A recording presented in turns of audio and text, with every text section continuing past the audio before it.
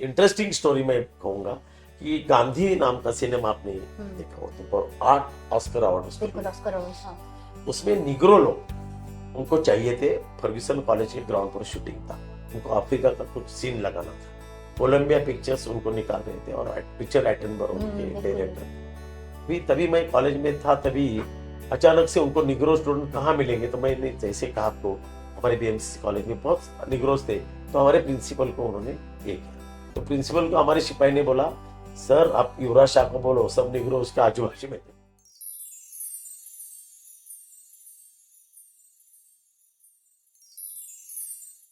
नमस्ते।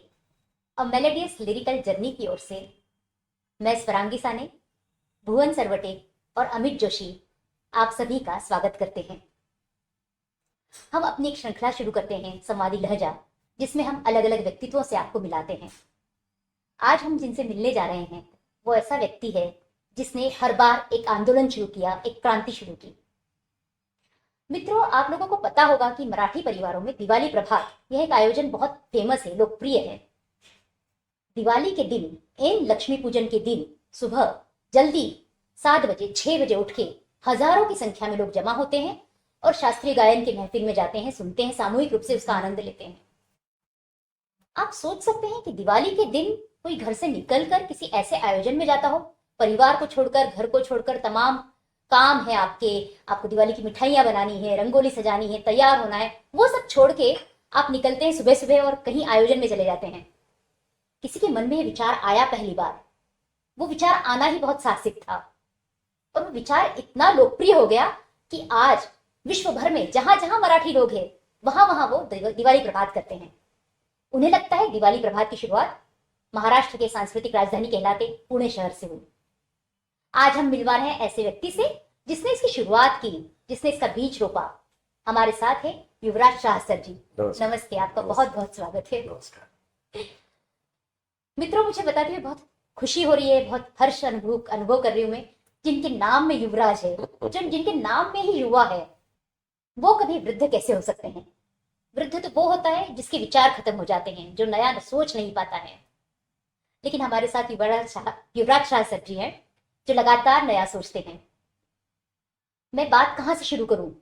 उस जमाने से, जब आप कॉलेज के जमाने में आप एक्टिविस्ट थे, क्या अभी आप क्या कर रहे हैं इस बारे में सोचूं। इतना नया, हर दिन उनका नया होता है, हर दिन वो नया सोचते हैं। तो हम बात करते हैं कि आपने शुरुआत कहां से किया, आपके क्या बचपन से आप में ये बीज था कि कुछ नया करना है, कुछ अलग करना है? ये बिल्कुल सही है कि बचपन से ही मैं थोड़ा शरारती था और मैं ये चाहता हूँ कि अगर कुछ करना है तो आदमी शरारती होना बहुत जरूरी है। अच्छा। स्कूल के जमाने में भी मैं स्कूलों में जब कॉम्पिटिशन्स होते थे, डिबेटिंग कॉम्पिटिशन्स वगैरह, तो मेरे पिताजी फ्रीडम फाइटर रहे मेरे घर में और मेरे काका भी फ्रीडम फाइटर रहे। उनके क्या नाम? मेरे पिताजी का नाम शांतिलाल शाह और दौलत उत्तम चंद शाह, जो भारत को एक सर्टिफिकेट भी हमको गवर्नमेंट ने दिया है कि स्वतंत्र संग्राम में वो 42 के इसमें 2-3 साल जेल में थे, गांधी जी के इसमें। तो शायद वो घर हमारा थोड़ा वैचारिक दृष्टि परिपोषित था, उस विचारों का मेरे पर प्रभाव था। तो वो भी चाहते थे कि हमारे बेटे भी कुछ सीखे। तो स्कूलों में मैं स्पीच करने लगा, डिबेटिंग कंपटीशन में आने लगा। गांव में मैंने पढ़ा, छोटे एकदम कस्बे, 10-15 हजार कस्बे का गांव था। 10वीं 11वीं तक मैं वही मेरी पढ़ाई की। अफकोर्स आगे की एजुकेशन की सुविधा वहां न होने के कारण मैं पुणे शहर में आया। लेकिन एक जो आपने बोला वो बीज हमारे इसमें डाला था शायद, तो कॉलेज के जमाने में मैं चुप नहीं बैठा। शुरुआत में थोड़ा इन्फेरिटी कॉम्प्लेक्स आता है बड़े शहर में आने के बाद। शहर के कॉलेज के बच्चे, स्कूल के बच्चे, और हमारे में बहुत फर्क होता था। हमारी रहन सहन गाँव की रहती है, बहुत सारे रीति रिवाज हमें पता नहीं होते। तो शुरू शुरू में हम ये लगे, लेकिन हमारे अंदर का कॉन्फिडेंस लेवल बहुत ज्यादा था। हालांकि मैं आपको एक बात बोलूं कि हमें अंग्रेजी इतनी अच्छी नहीं आती थी शुरू शुरू में। मतलब शहर में आने के बाद पहला क्या तो स्पोकन इंग्लिश के क्लास था।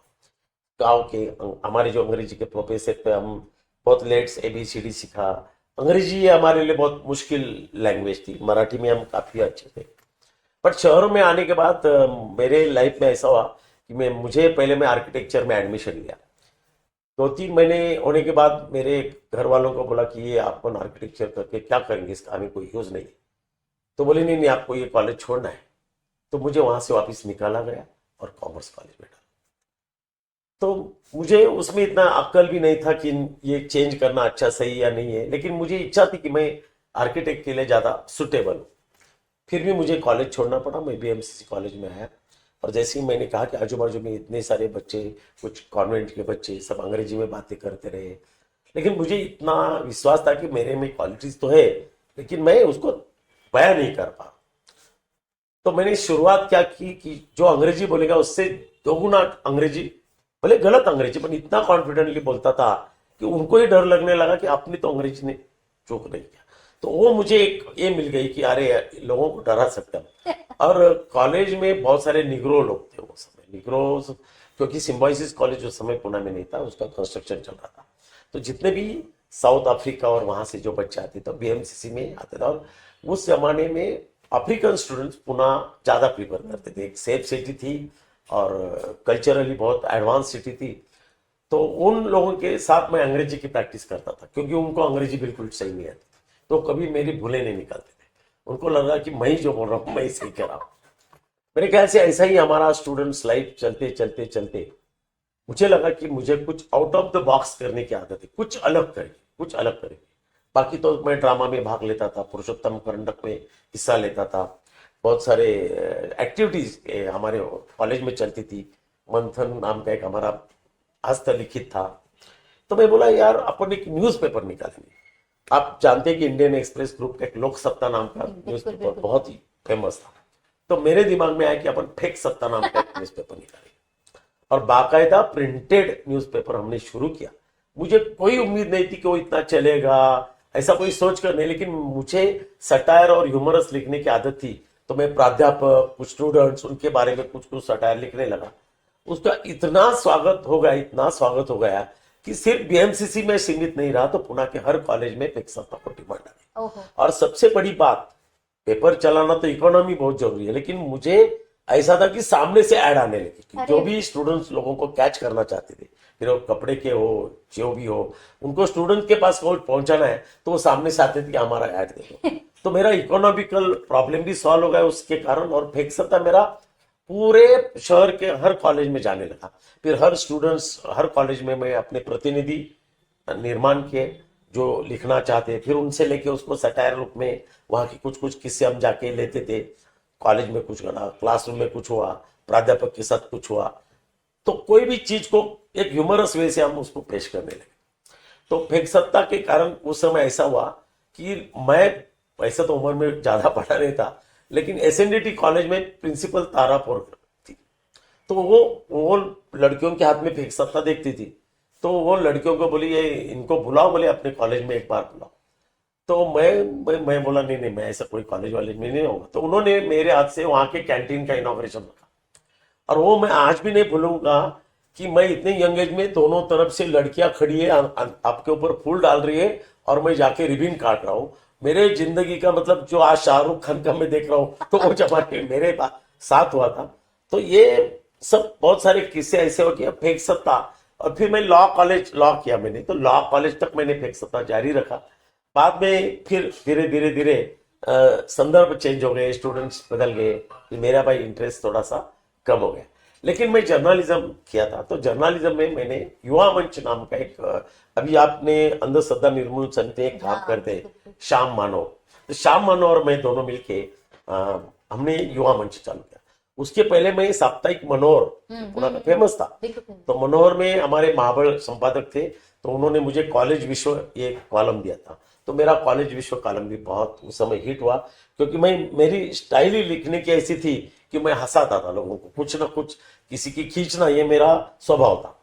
तो वो मेरा कॉलम भी हिट हुआ। पर उसके बाद में ये युवा मंच हमने शुरू किया, और उसका मराठी में ऐसा था की पुरोगामी दिशेनं विचार करण्यास प्रवृत्त करणारं अभिनव व्यासपीठ। मीन्स मैं हमेशा प्रोग्रेसिव थॉट के सपोर्ट में रहा, प्रगतिशील विचारों के साथ में रहा।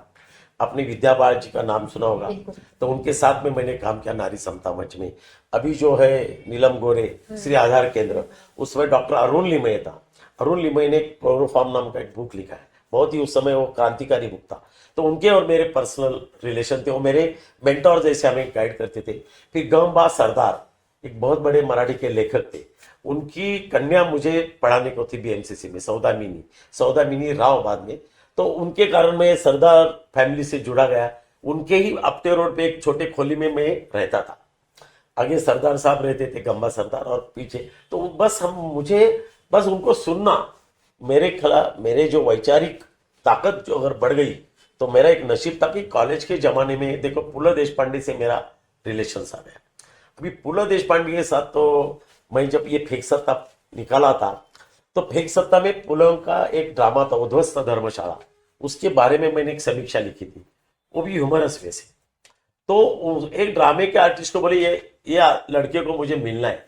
आदमबाग में उनकी प्रैक्टिस चलती थी, 3 पैसा था तमाशा नाम के ड्रामा का। तो उस समय उन्होंने मुझे बुला लिया और मुझे बोला, यार तुम गुजराती हो और इतनी अच्छी मराठी कैसे लिखते हो? तो मैं बोला, देखो मैं खाली नाम के लिए गुजराती हूँ, मैं एक छोटे गांव से आया हूँ, मराठी मेरा ये है। बोले यू आपका गांव कौन सा? मंचर के नजदीक अवसरी करके हाँ, एक हाँ। छोटा गांव, एकदम छोटा गांव है। आपने शांता शेळके का नाम सुना हो? बिल्कुल। तो शांता शेळके बिल्कुल मेरे गांव की थी, मंचर की। तो वो पुलह के साथ मेरा एक रिश्ता हुआ, और पुलह ने मुझे फिर, मैं बोला आप मुझे लिखित स्वरूप में लिखो, देखो मेरे फेक सत्ता के बारे में।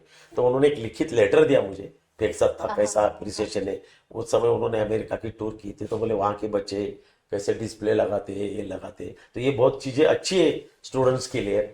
तो वो लेटर मैंने मेरे अंक में फिर प्रिंट किया था पुलह के सिग्नेचर के साथ में।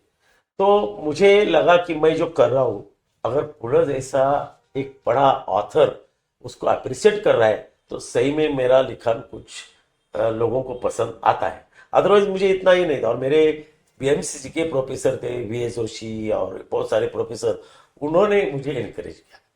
मतलब मैं, अगर मेरा लाइफ में गांव से आया, तो आज अगर मैं जो हूँ उसमें मेरा कॉलेज का हूँ। वाह, क्या बात है।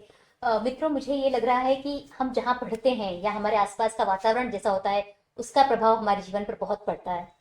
आप जो भी संदर्भ यहाँ दे रहे हैं, जो लोग मराठी संस्कृति को जानते हैं, कल्चर को जानते हैं, मराठी भाषा को समझते हैं, वो जानते होंगे पुला देशपांडे जी, विद्या बाळ जी या पुरुषोत्तम करंडक, इन सबका क्या योगदान रहा है मराठी संस्कृति को स्थापित करने में। आप बात कर रहे थे कि आप अंग्रेजी बड़ी कॉन्फिडेंटली बोलते थे, लेकिन आप स्वतंत्र थिएटर को यहाँ चला रहे हैं जो हिंदी भाषा पर केंद्रित है। आप कह रहे हैं कि मैंने फेक सत्ता शुरू किया और कॉलेज की लाइफ तक मेरा रहा, लेकिन अब युवाओं से संपर्क नहीं रहा। लेकिन महावीर हॉस्टल यहाँ पे पुणे में बहुत फेमस है। विशेषता उसकी ऐसी है कि वहाँ पे लड़के और लड़कियां साथ में पढ़ते हैं। आप कह रहे हैं कि मैं गुजराती हूँ, लेकिन मुझे लगता है कि आप जैन समाज से आते हैं। जैन समाज को कहा जाता है कि बड़ा शांति प्रिय समाज है, लेकिन युवराज सर की इसमें क्रांति दिखती है, पर वो क्रांति भी बड़े शांतिपूर्ण तरीके से है। जिसे हम कह सकते हैं कि परमाणु का इस्तेमाल यदि किसी सकारात्मक कार्यों में होता है तो नाभिकीय ऊर्जा का संचार करता है। तो मुझे लगता है युवराज शाह सर वो है जो इन्होंने परमाणु का इस्तेमाल नाभिकीय संचार के लिए किया, अच्छे कार्यों के लिए किया, न कि उद्ध्वस्त करने के लिए किया। हम इनसे जुड़े रहेंगे, हम इनसे बात करते रहेंगे। मित्रों, हमसे जुड़े रहिएगा। मित्रों, आज हम बात कर रहे हैं युवराज शाह सर जी से। यह हमारा चैनल है अ मेलोडियस लिरिकल जर्नी, जिसमें मैं स्वरांगी साने, भुवन सरवटे और अमित जोशी आपकी मुलाकात ऐसे व्यक्तित्वों से कराते रहते हैं जिन्होंने समाज को नई दिशा दी, अलग अलग क्षेत्रों में अलग अलग काम किया। लेकिन आज हम ऐसे व्यक्ति के साथ बैठे हैं जिसने कई क्षेत्रों में इकट्ठे काम किया। आप कह सकते हैं कि मैं जो बात कर रही थी, क्रांति की बात मैं आपको कह रही थी, तो क्रांति किसे कहते हैं? क्रांति का मतलब ये नहीं होता है कि आप घर फूंक दीजिए, आप मशाल लेके चलिए। क्रांति का मतलब होता है युवाओं में नई चेतना का संचार करना। युवाओं में नई चेतना का संचार का विचार आपके दिमाग में, आप जो कह रहे हैं, बचपन से आया। और आपने एक बहुत अच्छी बात कही जो मुझे लगता है बच्चों तक ये बात जानी चाहिए कि जो लोग शैतान बच्चे होते हैं, वो यदि अपनी शैतानी को कहीं अच्छी दिशा में ले जाए तो शैतानी भी बहुत अच्छा काम कर सकती है। युवराज शाह सर उसके उदाहरण है। सर, आपसे जानना चाहूंगी। आपने बिल्कुल सही कहा कि शैतानी बच्चे या बैक बेंचर्स ये लाइफ में हमेशा आगे आते हैं, और मैंने काफी देखा भी है। बहुत सारे लोगों को मैंने देखा कि कॉलेज में ज़्यादा कोई चमक नहीं दिखाई, लेकिन लाइफ में बहुत आगे गए। जैसे मैं आपको एक उदाहरण दे सकता हूँ, हमारे कॉलेज के थे शरद पवार जी। अच्छा। और वो 5 साल थे, 1 साल फेल हो गए थे, बाकायदा 1 साल फेल हो गए थे, लेकिन वो महाराष्ट्र के मुख्यमंत्री बने। और उस समय कॉलेज में पहले आने वाले राजू अग्रवाल उनके ही क्लासमेट थे, लेकिन वो उनके पीए बने। तो एक बहुत ये आप ऑन रिकॉर्ड कह रहे हैं? ऑन रिकॉर्ड में कह रहे हैं। नहीं, ये हमेशा जब जी शरद पवार जाते हैं कॉलेज में तो वो हमेशा खुद का ही किस्सा बोलते हैं। और मुझे उनके साथ इतना लगाव इसलिए क्योंकि मैंने जो अंग्रेजी की बात की तो बिल्कुल सही बात उनके लाइफ में भी थी। वो तो बोले मैं टोपी पहनना था जब मैं काठियावाड़ी से आया था, लेकिन उनके मित्र थे अपने साइरस पूनावाला, वो अंग्रेजी में बातें करते थे। फिर वो हमेशा साइरस पूनावाला को मराठी में बोलने की बात, तो मराठी में बोलो। तो साइरस पूनावाला भी बहुत कॉमेडी थे पारसी है। वो बोले कि जैसा मेरा अंग्रेजी, जैसा शरद पवार का अंग्रेजी वैसा ही मेरा मराठी। तो ये सब सैतानी की बात मैं इसलिए कहा कि मैं हॉस्टल में जो हॉस्टल में मैं लास्ट 25-30 साल से सेक्रेटरी हूँ, हॉस्टल से मुझे रस्टिकेट किया था। अच्छा। उसके पहले मैं जहाँ से एचएनडी, आपको, जहाँ आप सेक्रेटरी जहाँ रहे मैं थे। अभी भी सेक्रेटरी हूँ, वो हॉस्टल का मेरा अंतिम प्रवास ऐसा था कि मुझे रस्टिकेट किया था।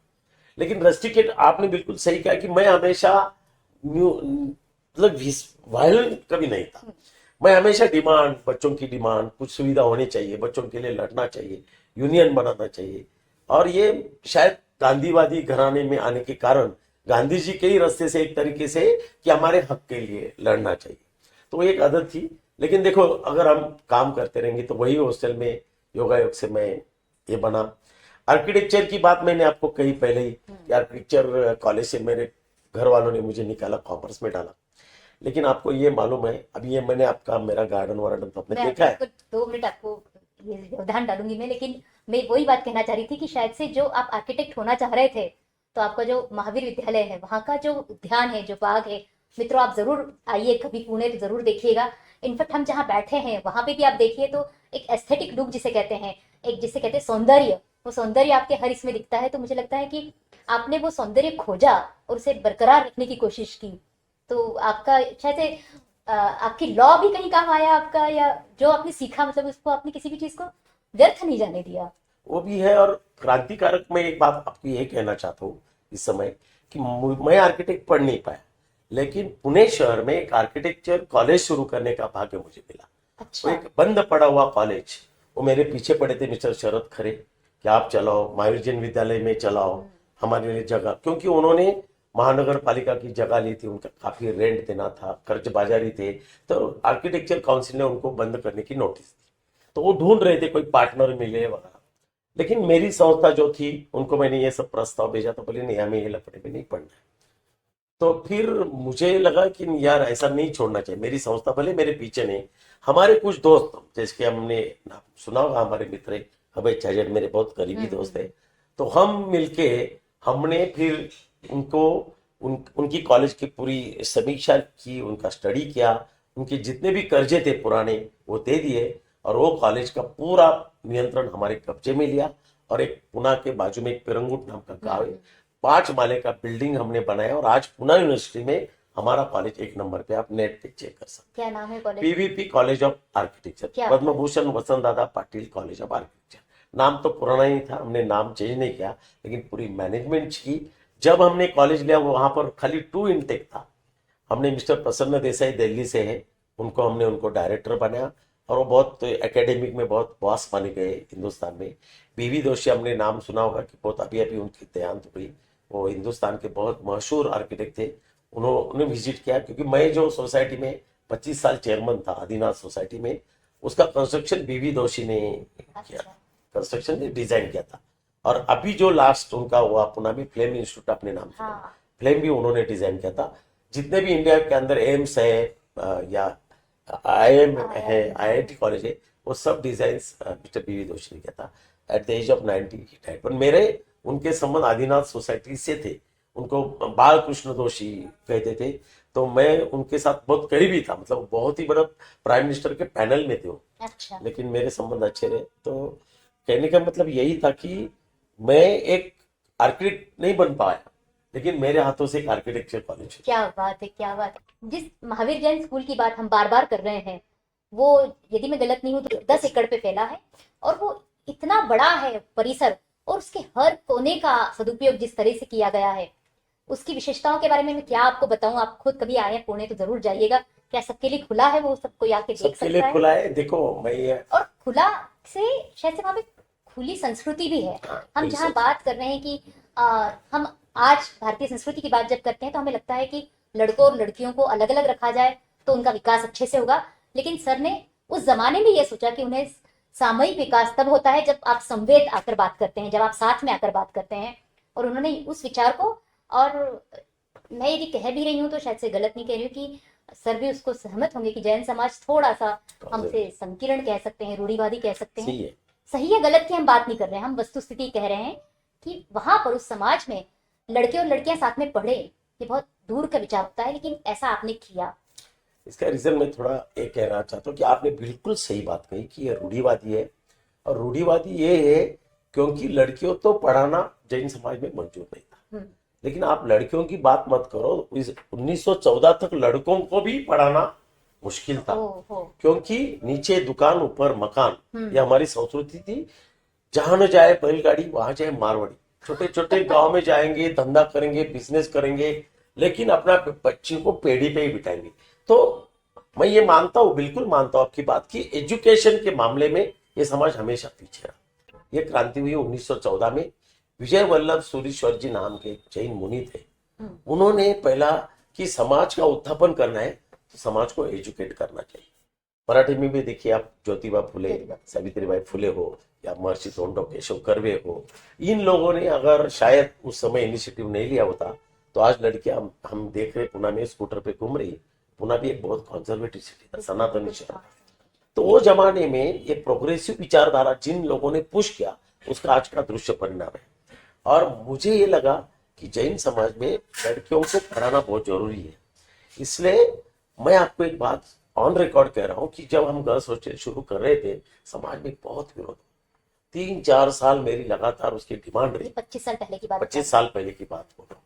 हमारे दीपचंद भाई गाड़ी थे कि बोले नहीं नहीं, गर्ल्स हॉस्टल अपने कॉन्स्टिट्यूशन में है नहीं, महावीर जैन विद्यालय के नहीं करना है।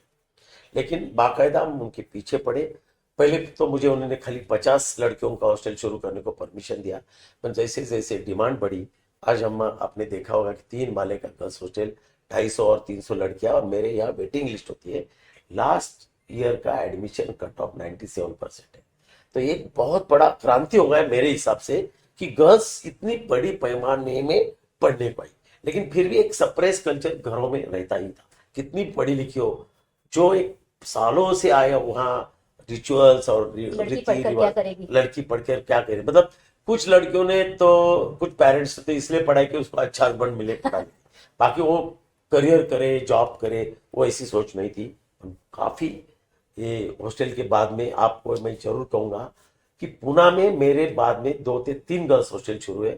और इतनी बड़ी पैमाने में, क्योंकि पहले तो शहर में लड़कियों को भेजना, जैसे कि मैंने मई गांव से, तो लड़कियों को शहर में भेजना अकेला, ये समाज की उस समय मानसिकता नहीं थी।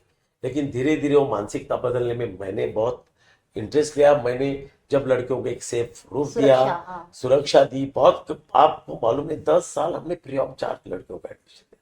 पहले 10 साल लड़कियों से 1 रुपया भी नहीं लेते थे, टू एनकरेज कि आप भेजो। क्योंकि कैसे फैमिली गांव में उनका इनकम लिमिटेड रहता है, फिर उनकी प्रायोरिटीज होती है, नहीं नहीं बच्चा पढ़ेगा, लड़की को क्यों पढ़ाना। क्योंकि दोनों में से मैं एक को पढ़ा सकता हूं तो मैं बच्चों को भेजूंगा।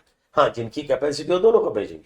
लेकिन ये करने के कारण वो लड़के के साथ लड़कियों को भी पढ़ाना देना पड़ा। और आज के तारीख में ऑन रिकॉर्ड में कहता हूं कि लड़कियों का, एजुकेटेड लड़कियों का प्रमाण बच्चों से ज्यादा है, लड़कों से ज्यादा है।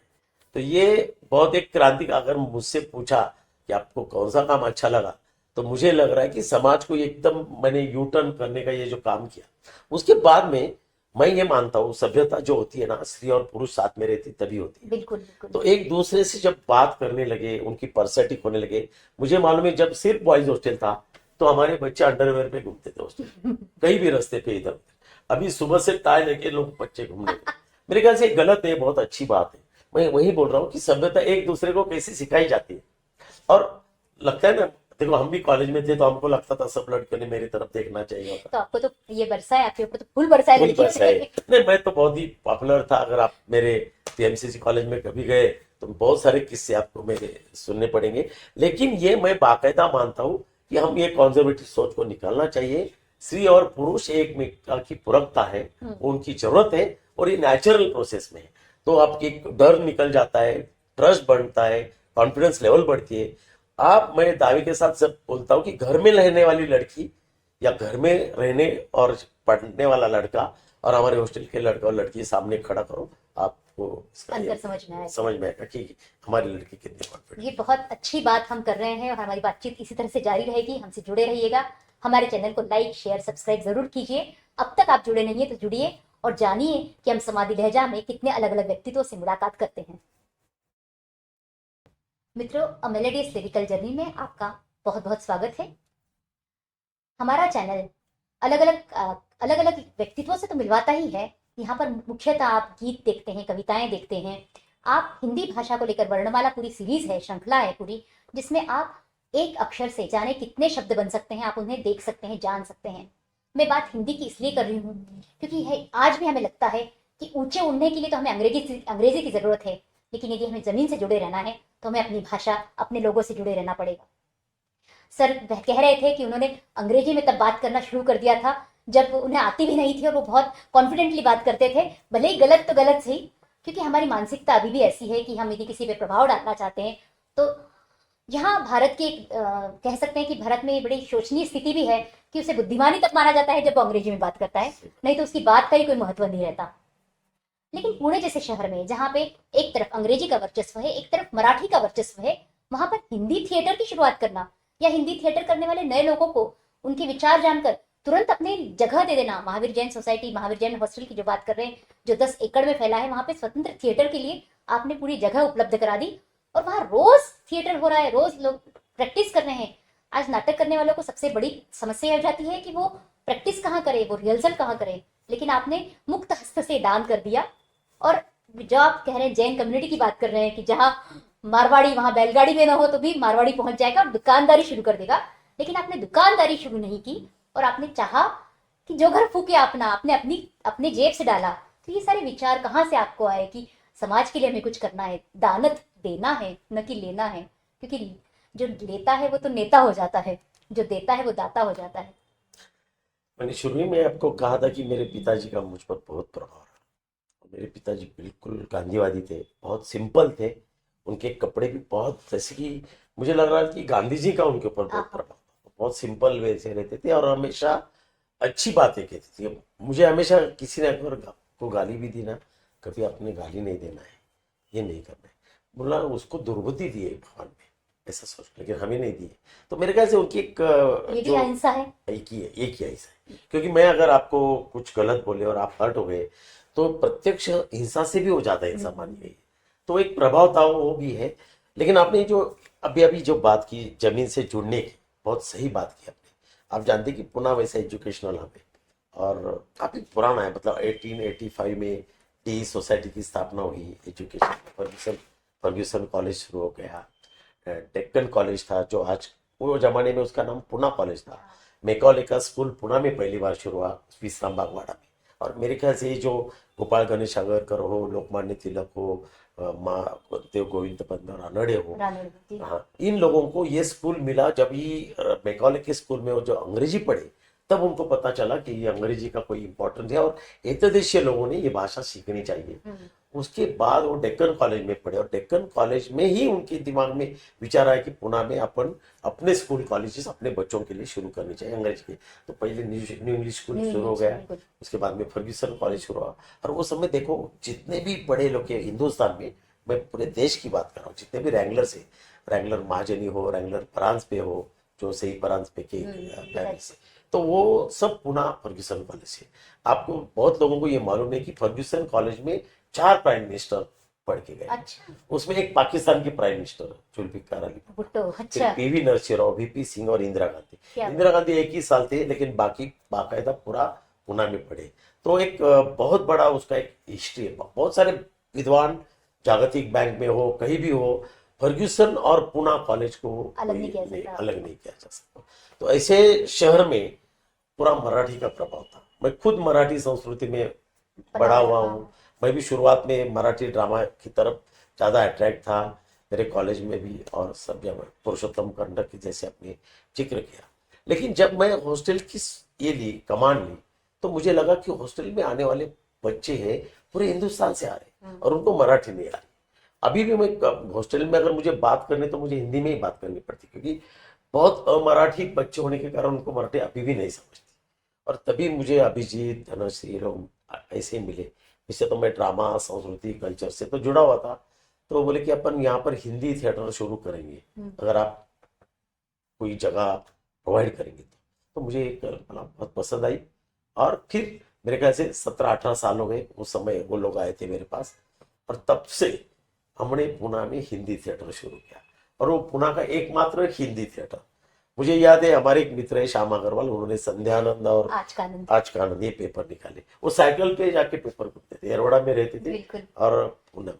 तो वो जर्नलिज्म में मेरे साथ थे, सीनियर थे मुझे, लेकिन सर्टिफिकेट कोर्स में हम बहुत साथ थे। तो उनकी ऐसी कहानी थी कि हफ्ते में एक ही बार हिंदी पेपर निकलता था, बिल्कुल हिंदी यहाँ नहीं नहीं चलती। चलती। मुंबई में पृथ्वी थिएटर था, वो भी हमने सुना था, कभी कभी हिंदी ड्रामा भी पुणे में आता था, गुजराती ड्रामा में भी आता था। लेकिन पुणे में और 15 मराठी थिएटर का इतना बड़ा प्रभाव होने के बाद भी, लेकिन इसमें ये हुआ कि शहर भी बहुत बदल गया। हाँ, एजुकेशनल होने के कारण बहुत सारे स्टूडेंट्स पूरे देश भर से आने लगे, माइग्रेटेड स्टूडेंट्स आने लगे, आईटी का IT बन गया, कंपनी, हाँ। तो आईटी कंपनी से जितने भी लोग आने लगे, तो उनकी भी जरूरत थी, लेकिन कोई करने वाला नहीं था, क्योंकि हर घर में कलाकार तो होते हैं, लेकिन यहाँ पर कोई व्यासपीठ ही नहीं था उनके लिए, कोई मंच मंच नहीं नहीं था। तो हमारे दिमाग में आया कि अपन हिंदी थिएटर करेंगे। बाकायदा आज तक हमने एक भी मराठी ड्रामा हमारे स्वतंत्र क्या थिएटर में बात। नहीं देखा, सिर्फ हिंदी और सिर्फ हिंदी। और 50 साल के प्रवास में आज काफी दर्शक हमें मिलने लगे, काफी लोग हमसे जुड़े। पुणे के बहुत सारी संस्थाएं, जैसे कि नेशनल डिफेंस एकेडमी हो, सिम्बोसिस कॉलेज हो, हाँ। Arm force medical MIT college हो, एमआईटी हो, कॉलेज ऑफ मिलिट्री इंजीनियरिंग हो, ये सब लोग हमारे से टाइप है, और उनको वहां पर हम ड्रामा भी सिखाते हैं। इंडिया जैसी बहुत बड़ी इंटरनेशनल लेवल की संस्था है, वहाँ के कैडेट को ड्रामा सिखाना मिलना, ये हमारा बहुत बड़ा मित्रों, भाग्य है। मैं फिर थोड़ा सा एक आपको बीच में कहना चाहूंगी। बहुत मुझे एक अच्छी बात ये ध्यान में आई है कि जिस स्वतंत्र थिएटर की आप बात कर रहे हैं, वो उसका जो कोर ग्रुप है वो 3 लोगों का है, अभिजीत चौधरी जी, धनश्री हब्बीकर जी और युवराज शाह सर जी। हमारा जो चैनल है वो भी हम 3 लोगों के कोर ग्रुप का है। मैं स्वरांगी साने, भुवन सरवटे और अमित जोशी। जिस हम समाज की बात सर बार बार कर रहे हैं कि स्त्री पुरुष मिलकर जब काम करेंगे तभी वो बात आगे बढ़ पाती है, तो स्वतंत्र थिएटर भी इसी तरह से एक है कि उसमें एक महिला है, 2 पुरुष है। हमारा चैनल भी इस तरह से है कि एक महिला है, 2 पुरुष है, और पुरुष महिलाओं को कहीं रोक नहीं रहे, उन्हें आगे बढ़ाने में सपोर्ट कर रहे हैं। तो ये सपोर्ट सिस्टम लाने की बहुत हमें जरूरत है, जहाँ पे महिलाओं को किसी की परमिशन की जरूरत न पड़े कि उन्हें हमें कहते हैं कि भैया वो पूछ के गई थी, तो पूछ के क्यों गई थी, वो खुद क्यों नहीं गई अपने मन से। तो ये बात मुझे कहीं ना कहीं ऐसा लगता है कि स्वतंत्र थिएटर ये काम भी कर रहा है, न केवल वो हिंदी को बढ़ा रहा है, वो किसी महिला को भी आगे बढ़ा रहा है। हमारा चैनल भी न केवल हिंदी को बढ़ा रहा है, महिलाओं को भी आगे बढ़ा रहा है। तो मुझे लगता है इस बात में एक लाइक शेयर सब्सक्राइब तो बनता है। हम फिर बात करते हैं युवराज शाह सर जी से। आपने दिवाली प्रभात जो शुरुआत की, ये आपके दिमाग में विचार ही कहाँ से आया कि दिवाली के दिन उठ के लोग घर से निकल आएंगे और इक्का दुक्का नहीं, हजारों लोग आने लग जाएंगे। बिल्कुल सही कहा आपने, लेकिन आपने देखा होगा कि जो हमारे जमाने में दिवाली थी उसमें काफी बदलाव आया है, लोगों की सदनता बढ़ गई, और दिवाली में दिखावेबाजी बहुत आ गई।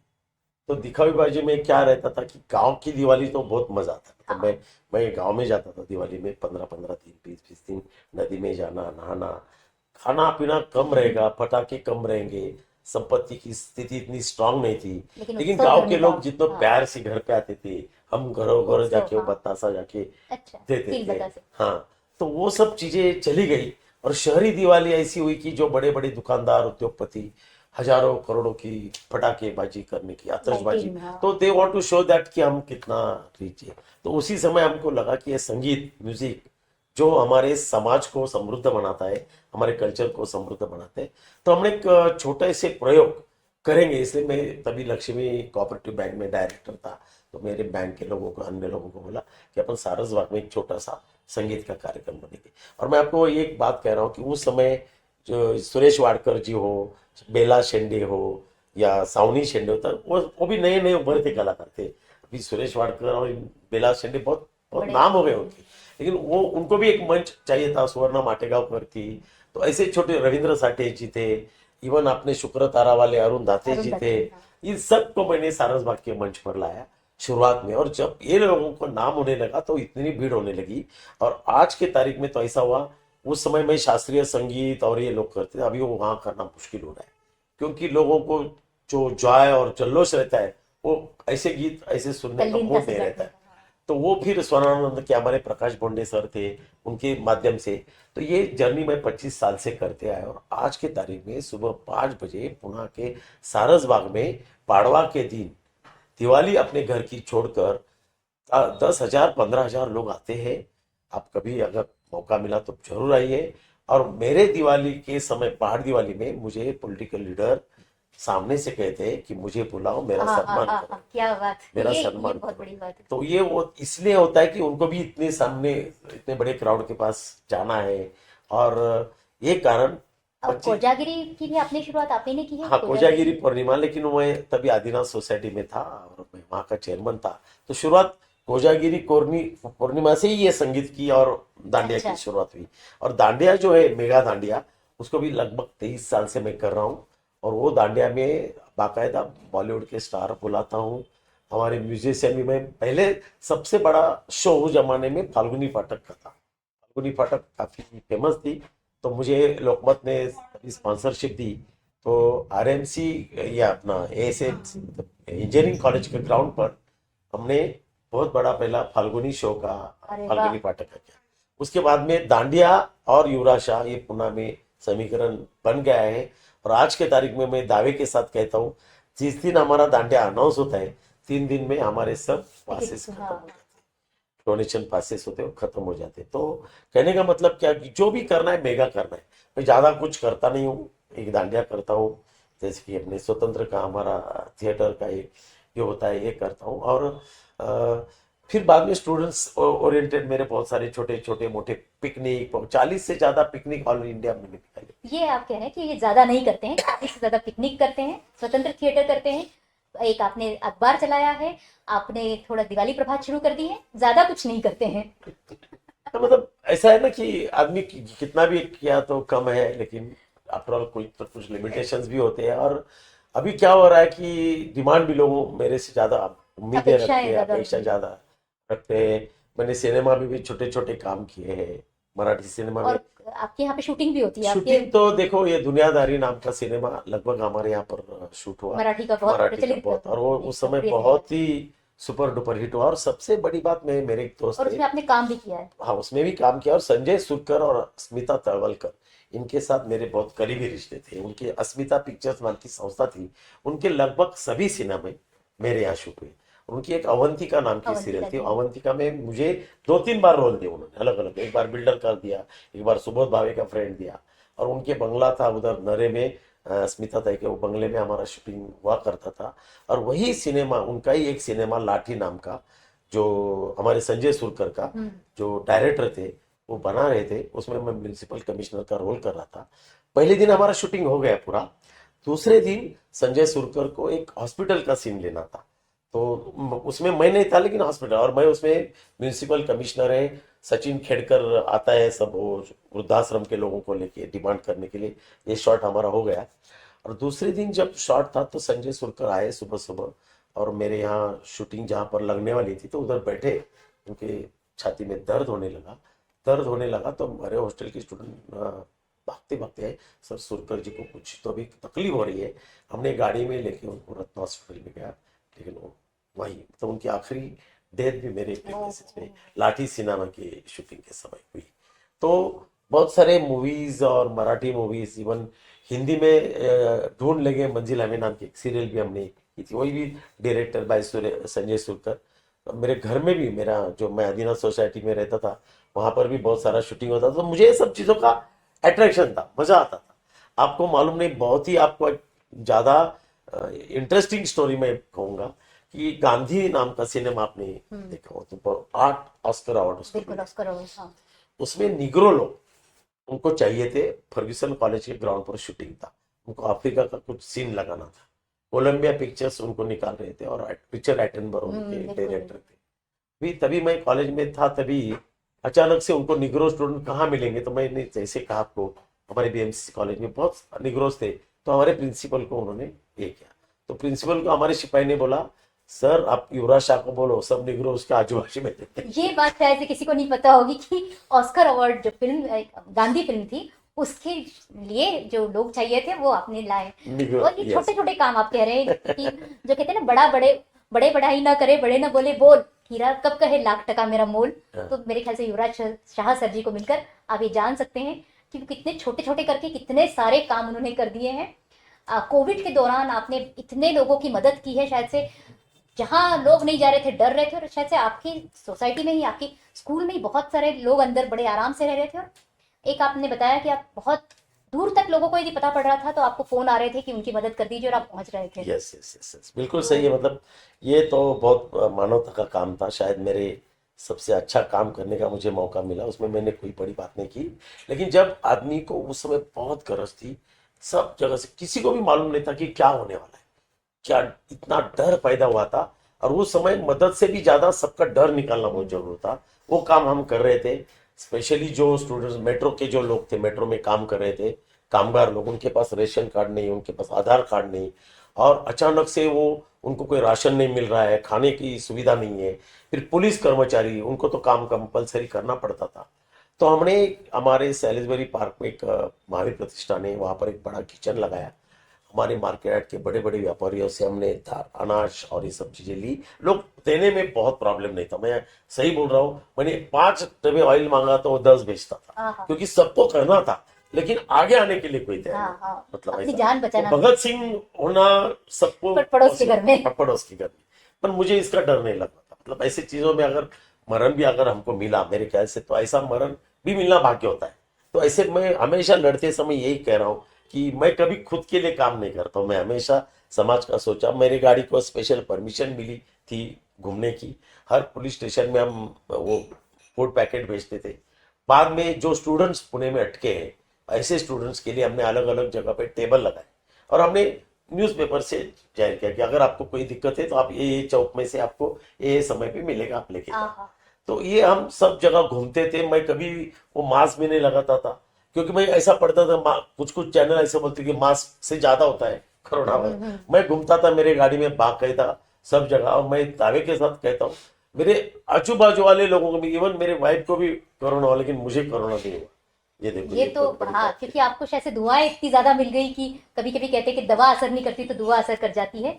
और मुझे लगता है ये ताकत आपकी लेखनी में भी आई है, आपने लिखा भी है। और आपने शायद से जैन समाज के लिए लिखा है या पूरे सबके नहीं नहीं, लिए? मैंने जीना इसी का नाम है, नाम का बुक है। हाँ, और मैं, मेरी ये जो जीवन शैली है उसमें ही लिखा, और उसमें बहुत सारे सटायर, लेकिन एक्सपीरियंस, मतलब रियल ऐसे ये मैंने आपका जीना इसी का नाम है यहाँ शेल्फ में देखी अभी। हाँ हाँ हाँ हाँ। तो तो वो मैं आपको दूंगा वो बिल्कुल बुक। बिल्कुल। लेकिन वो बुक अगर आप पढ़ेंगे तो आपको बहुत मजा आएगा उसमें, क्योंकि वो बुक में मैंने बहुत सटायर, मतलब आप हर एक लेख, ऐसा है कि मैं इसके ऊपर मेरा प्रोग्राम भी करता हूँ, मैं जीना इसी का नाम है। अच्छा। और वो किस्से मैं लाइवली लोगों को सुनाता हूँ, कि जैसे कि मैंने हेमा मालिनी का ब्लाउज, मेरा बहुत किस्सा हिट है पूना में, कि हेमा मालिनी को ब्लाउज सिलाना था, तो एक टेलर को कैसा मैंने एक बोगस हेमा मालिनी लेके गया और वो ब्लाउज लिया। बहुत आप पढ़ोगे तो आप, बहुत इंटरेस्टिंग स्टोरीज है उसमें।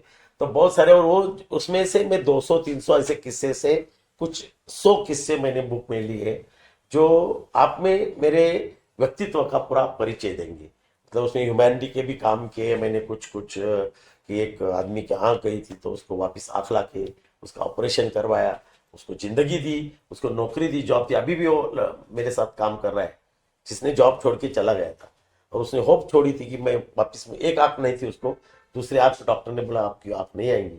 मैंने बाकायदा उसका ऑपरेशन करवा के एक नए लेजर टेक्नोलॉजी यूज किया और उसको वापस आंख आई। आप उसका भी इंटरव्यू ले सकते हैं, मतलब उसको तो, वो तो बहुत ऐसा बोलेगा कि उसके लिए तो ये दूसरी जिंदगी। लेकिन ये सब चीजें करने में मजा आता है। जैसे कि अभी अभी हमारे, अभी ये 15-20 महीने, तो महीने पहले किस्सा ऐसा हुआ कि मेरा ही एक स्टूडेंट था, 28 साल का, साउंड इंजीनियर, बहुत अच्छा। लेकिन क्या हुआ कि उसको बचपन के एक छोटे एक्सीडेंट के कारण उसका पैंक्रिया गया, उसकी दोनों किडनी चली गई। फिर वो उसकी आर्थिक स्थिति बिल्कुल सामान्य थी, बिल्कुल नसबती। पिताजी किराना दुकान में काम करते थे, मतलब जान देना यही उसके हाथ में था, क्योंकि कोई स्कोप नहीं था। उसको एक हॉस्पिटल में, उसका नाम दीनानाथ मंगेशकर में डाला। उसके लिए कोई मैच पैंक्रिया या किडनी नहीं मिल रही थी, काफी 5, 6, 7, 8 साल वेट करने के बाद मैंने तभी 10 लाख रुपए इकट्ठे किए थे स्टूडेंट से और मेरे दोस्तों से। हमने दीनानाथ मंगेशकर में भरे थे, लेकिन कोई स्कोप नहीं मिल रहा था। वहाँ के जो डॉक्टर थे वृषाली पाटिल, उन्होंने बोला कि आप हॉस्पिटल चेंज करेंगे। इसलिए मेरे मित्र ही है पीडी पाटिल, जो डीवाई पाटिल कॉलेज के, हमने उनके अस्पताल में उसको ये किया। और उसका नसीब देखो, 1 महीने के अंदर एक ब्रेन आदमी का पैंक्रिया ओह, और किडनी आ गई। और रात को 12 बजे उसकी मम्मी का मुझे फोन आया कि अस्पताल में तो ये आया है, लेकिन दे आर आस्किंग टू पे 25 लाख रुपीज इमीडिएटली। लकीली जो अस्पताल में थे उसके जो संचालक थे मेरे दोस्त थे, मैंने रात को 2 बजे उनको फोन किया। और मैं पहले उन्होंने मेरे को इम्पोर्टेंट बात करनी है, बोला ऐसा ऐसा है कि आपके अस्पताल में, वो बोल रहे कि पहले पैसे भरो और उसकी स्थिति नहीं, आप ऑपरेशन चालू करो, हम पैसा इकट्ठा करेंगे। और आपके तो एक फोन पे वो तैयार भी हो गए। और वो तैयार हो गए, उन्होंने एडमिट करवाया, ऑपरेशन प्रोसेस चालू हो गई। फिर मैंने एक मैसेज डाला मेरे सभी ग्रुप पर कि ऐसे ऐसी स्थिति है, ऐसा ऐसा। आप मानोगे नहीं, 1 दिन के अंदर या 2 दिन के अंदर 17 लाख रुपए इकट्ठे हुए उसके क्या अकाउंट में। बात, क्या बात। 17 लाख हुए, बाद में 2-3 लाख रुपए इधर उधर से उसके घर वालों ने लाके दिए। और बाद में जो बचा था, मैं उनके संचालक मेरे दोस्त थे उनको बोला कि ऐसे ऐसी स्थिति, बोले चलो मत करो। और उसका ऑपरेशन सक्सेस हुआ, घूमने चालू हुआ। और अभी आया था 3-4 दिन पहले, मुझे बोलता है कि अपन अभी कहीं तो भी स्टूडियो डालेंगे, मैं ये हो गया।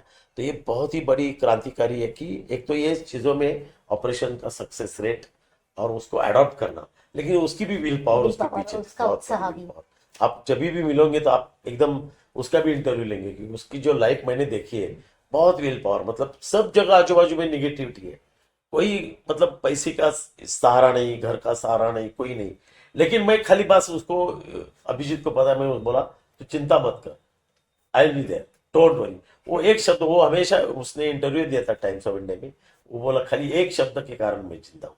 तो मेरे ख्याल से मैं हमेशा लोगों को कहता हूँ कि देखो आपके हाथ से काम हो ना हो, लेकिन सपोर्ट एश्योर करो, हाँ मैं हूँ, आई विल मैं हूं ना। मैं हूं ना। बहुत लोगों के काम अपने आप ही होते हैं, लेकिन एक उनको दिलासा चाहिए पीछे से। तो पॉझिटिव्ह हमेशा रहना चाहिए, हे मैं पाठीवर मानता हात हूँ। ठेवून लढ म्हण। हाँ, लढ, तू लढ मग, असे स्वतःच लढतात मग, त्यांना ताकद मिळते। ये हम बहुत अच्छी बात आज आप कर रहे हैं युवराज शाह सर जी से। और शाह सर जी ने हमें बताया है कि हम और किन लोगों के इंटरव्यू कर सकते हैं। यदि आप भी चाहते हैं कि हम किन्हीं ऐसे व्यक्तित्व से मिले, तो आप हमें कमेंट बॉक्स में जरूर बताइए कि आप किन लोगों से बात करना चाहते हैं।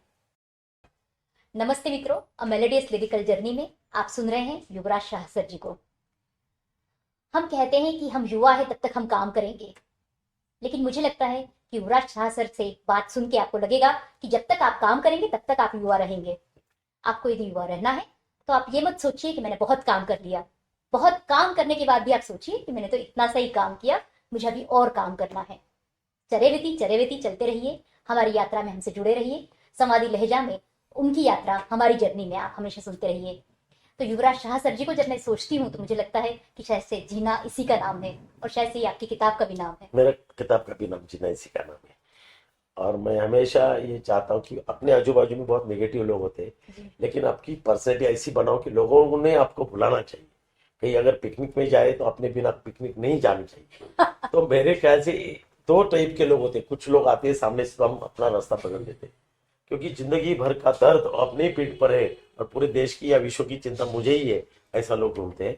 तो मैं हमेशा बोलता हूँ कि हमेशा हंसते रहो, हंसना बांटो, उसके लिए कोई पैसे नहीं मांगते। और इसीलिए मेरे ख्याल से जो भेकसत्ता से मेरा जर्नी हुआ, ये जर्नी का मेरा ये जीना इसी का नाम, क्या बात है। ये एक बुक है जो मैंने वही स्टाइल से सटायर में लिया। और इसमें बड़े बड़े लोगों की मैंने कैसे विकेटें ली, और इतना मतलब आपको जितने भी किस्से बोलेंगे तो आप हंसते रहोगे, ऐसा ये बुक है। और ये मेरी दूसरी तीसरी आवृत्ति है, और ये अभी बुक मार्केट में उपलब्ध नहीं है, ऐसी स्थिति में और है। ये मेरे पास और रहेगी। बहुत लोगों की डिमांड है कि मैं इसको हिंदी में करूँ, अंग्रेजी में करूँ, लेकिन एक भाषा का लहजा होता है।